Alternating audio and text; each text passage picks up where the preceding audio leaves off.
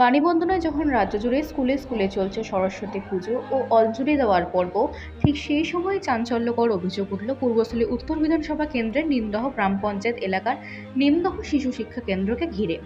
অভিযোগ, সরস্বতী পুজো না করেই স্কুলে তালা বন্ধ করে রাখা হয়। এদিন স্কুলের শিক্ষিকা স্কুলে না এসে বাড়িতেই বসে থাকেন বলে দাবি অভিভাবকদের। অন্যদিকে পুজোয় অঞ্জলি দেওয়ার আশায় উপোস করে স্কুলে আসা খুদে ছাত্রছাত্রীরা হতাশ হয়ে পড়ে। দীর্ঘক্ষণ অপেক্ষার পরও কান্নায় ভেঙে পড়ে একাধিক শিশু। পরিস্থিতি দেখে ক্ষোভে ফেটে পড়েন অভিভাবক সহ গ্রামবাসীরা।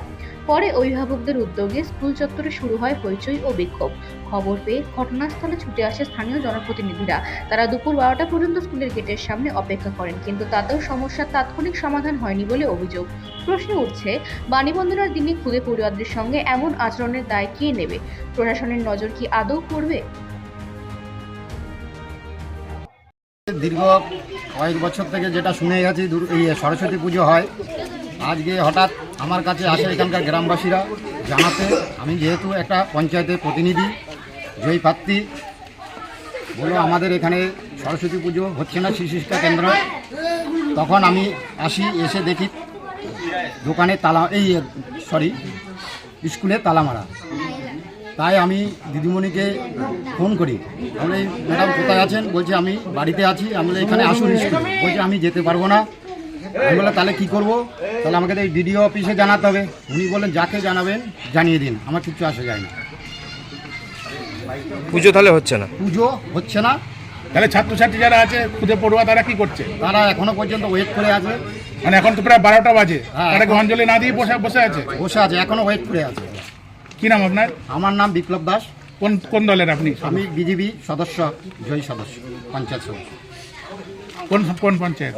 নিমদা পঞ্চায়েত। শিশু শিক্ষা কেন্দ্রে প্রত্যেক বছর পুজো হয়। এই বছরও জানে গার্জিয়ানরা যে পুজো হবে, কিন্তু পুজো হচ্ছে না।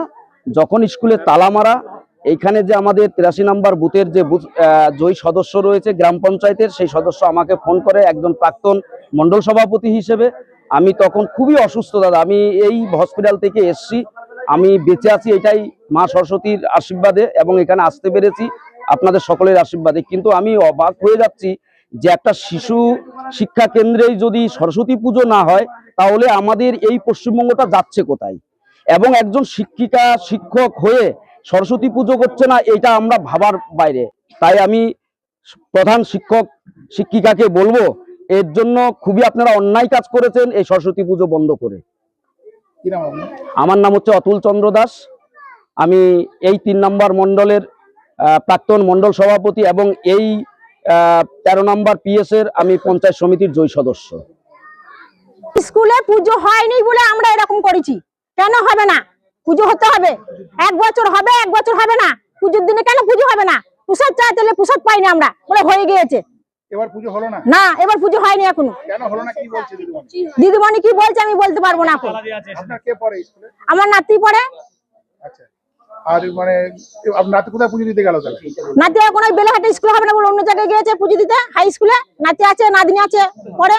দিদিমণি কি স্কুলে আসেনি? না, দিদিমণি আসেনি। কেন এরকম হলো? কেন এরকম হলো আমি তো বলতে পারবো না। স্কুলে পুজো হয় তাই। আপনাদের এখানে আজকে স্কুলে বলতে ম্যাডাম পরশুদিন স্কুল হয়েছিল, তখন বলেছিল যে তোমরা মধ্যে একদিন স্কুল বন্ধ থাকবে, মানে বৃহস্পতিবার বন্ধ থাকবে, শুক্রবার দিন সকালবেলা 7টার মধ্যে স্কুলে চলে আসবে। বাচ্চারা সে মতন আমাদেরকে বাড়ি গিয়ে বলেছিল, আমরা ওদেরকে রেডি করে সাজিয়ে গিয়ে স্কুলে পাঠিয়ে দিয়েছি। এখন শুনতে পাচ্ছি নাকি স্কুলে গেটে তালা মারা, দিদিমণিরা কেউ আসেনি। এগুলো থেকে পুজো হবে কি হবে না সেটাও আমাদেরকে জানায়নি। এখন বাচ্চারা অঞ্জলি দিতে পারেনি, কোনোখানে পুজোতে যেতেও পারেনি। ওই জন্য আপনাদেরকে ডাকা হয়েছে যেটা বলার জন্য, যে কেন স্কুলে পুজো গেটে কেন তালা মারা, বাচ্চারা কেন সেজে গুজে ফিরে যাবে। এটা কি আপনার মেয়ে? হ্যাঁ, এটা আমার মেয়ে। কোন ক্লাসে পড়ে? ও কেজি 1 উঠেছে। তাহলে আজকে ওর পুজো না না না, ওর তো ঠাকুর দেখা হয়নি, কারণ গেটে তো তালা মারা। এটুকু বাচ্চাকে কোন স্কুলে পাঠাবো? আমরা যেখানে পড়ে সেখানেই তো পাঠাবো। তোমাদের এখানে স্কুলে ঠাকুর হয়নি বলো, বলে দাও, বলে স্কুলে ঠাকুর হয়নি। আর বছর বলেছিলাম বলে যে আগের দিনকে পুজো করে দিয়ে চলে গেছে। আমাদের দোষ হয়ে গিয়েছিল যে তোমরা বলেছো তো। তাও দিদিমণিকে বলেছি যে আমরা যদি না পারেন আমাদের কিন্তু দায়িত্ব দিন। ঠিক মতন পড়াশোনা হয় না এখানে। ম্যাডাম টুম্পা পণ্ডিত।